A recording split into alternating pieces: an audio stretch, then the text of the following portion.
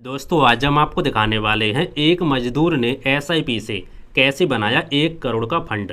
दोस्तों यदि आप म्यूचुअल फंड में एसआईपी के माध्यम से इन्वेस्ट करते हो या आप करने की सोच रहे हैं तो आपको इसके बारे में ज़रूर पता होना चाहिए।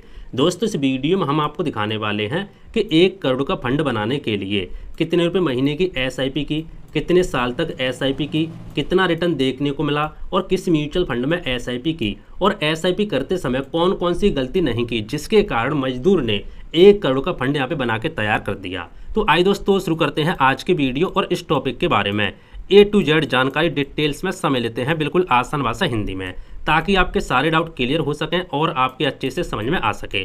तो आइए दोस्तों स्टेप बाय स्टेप इस टॉपिक के बारे में डिटेल्स में समझ लेते हैं। दोस्तों आइए अब बात करते हैं रमेश की कहानी। जिस मजदूर के बारे में बात कर रहे हैं उसका नाम है रमेश। ठीक है दोस्तों, रमेश की उम्र है 25 साल। पेशा उसका क्या है? निर्माण स्थल, जो भी लेबर का काम होता है वो यहाँ पे रमेश करता है, साइड मजदूरी। ठीक है, शुरुआत में उसकी जो इनकम है वो यहाँ पे 15,000 रुपये मंथली के आसपास यहाँ पे मिल जाती है, थोड़ा बहुत ऊपर नीचे हो सकती है। ठीक है, परिवार की बात करें तो पत्नी और यहाँ पे एक बच्चा है। शहर की बात करें तो उत्तर प्रदेश का एक छोटा सा यहाँ पे शहर है, मैं यहाँ पे नाम नहीं लूँगा। ठीक है, अब दोस्तों बात करते हैं, रमेश की आमदनी बहुत ज़्यादा नहीं थी लेकिन उसने एक बात समझ ली थी, कम कमाओ लेकिन नियमित निवेश करो। क्या समझ ली थी? कम कमाओ लेकिन नियमित निवेश करो, लगातार यहाँ पे निवेश करो, इन्वेस्ट करो। ये रमेश ने यहाँ पे समझ लिया था। अब दोस्तों बात करते हैं रमेश की एसआईपी की शुरुआत कैसे हुई। तो दोस्तों रमेश ने शुरुआत में हर महीने 2,000 रुपये की एसआईपी की।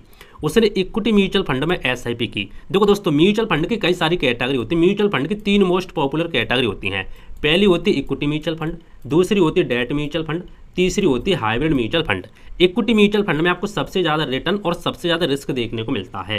इक्विटी म्यूचुअल फंड की कैटेगरी में लंबे समय के लिए इन्वेस्ट किया जाता है।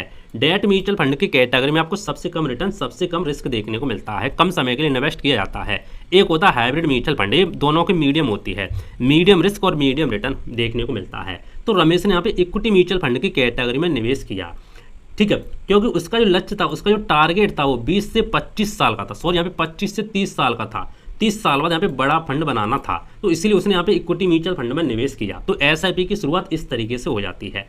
अब दोस्तों बात करते हैं एसआईपी शुरुआत में क्या क्या मुश्किलें आई उसके बारे में समझ लेते हैं। वो लोगों के साथ आती हैं, इसलिए मैंने सोचा क्यों ना इस टॉपिक को भी यहाँ पे कवर किया जाए, किस तरीके से उसने यहाँ पे मुश्किल को यहाँ पे निकाला, मुश्किल से यहाँ पे निकले रमेश। ठीक है दोस्तों, देखो कभी काम मिला कभी नहीं मिला। देखो क्या होता है, लेबर में कभी काम मिलता कभी नहीं मिलता, घर के खर्चे यहाँ पे बढ़ गए, त्योहारों में अतिरिक्त यहाँ पे खर्चा हुआ, कई बार ऐसा भी बंद करने का मन किया लेकिन रमेश ने ऐसा भी बंद नहीं की, कैसे भी कैसे एडजस्ट कर ली, मन तो किया लेकिन बंद नहीं की। ठीक है, उसने एक नियम बनाया, पहले निवेश बाद में खर्च। जी हाँ दोस्तों, ये बहुत कम लोग जानते हैं, पहले निवेश बाद में खर्च।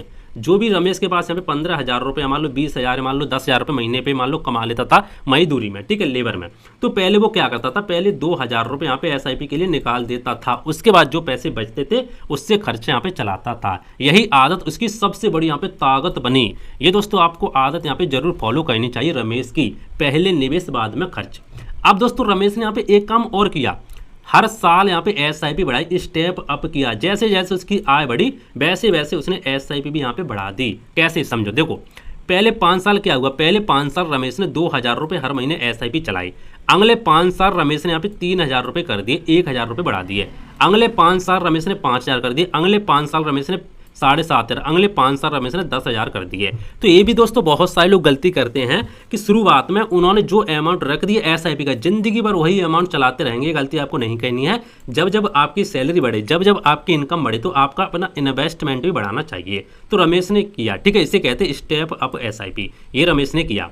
और क्या किया वो समझो, मार्केट गिरा तो क्या किया वो समझ लो, क्योंकि मार्केट गिरता है, बहुत सारे लोग यहाँ पे घबरा जाते हैं।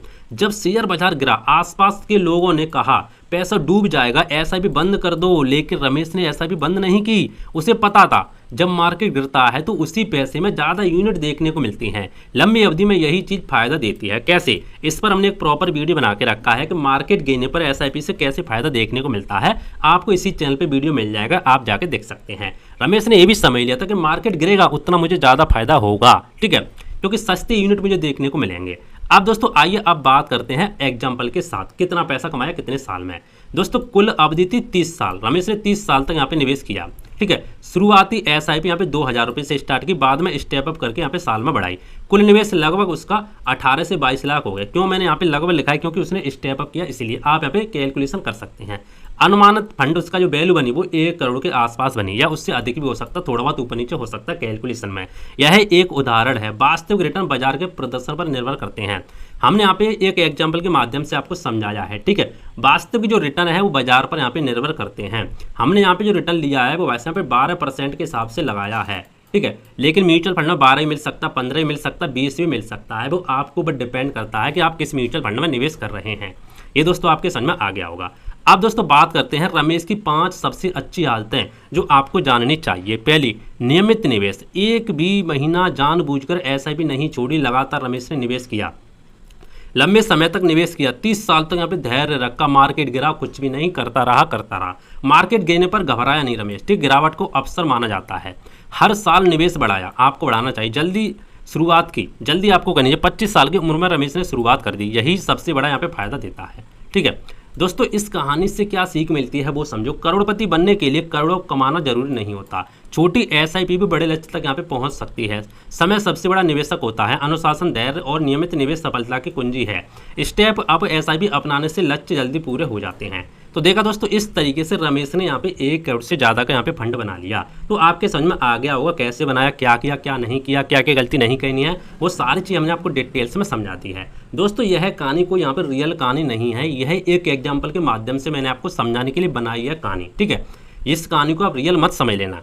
इस कहानी का उद्देश्य है सिर्फ आपको अच्छी तरीके से समझाना, एग्जाम्पल के माध्यम से समझाना। बाकी दोस्तों जो भी आप इन्वेस्ट करना चाहते हैं अपने रिस्क पर करें, क्योंकि म्यूचुअल फंड एक रिस्की इन्वेस्टमेंट माना जाता है। इसीलिए यदि आपका कोई कमेंट है, कोई डाउट है इसको लेकर के, तो आप नीचे कमेंट कर देना, मैं आपको रिप्लाई देने का जरूर कोशिश करूंगा। बाकी दोस्तों मिलते हैं इंटरेस्टिंग वीडियो में। जय हिंद, वंदे मातरम, बाय बाय।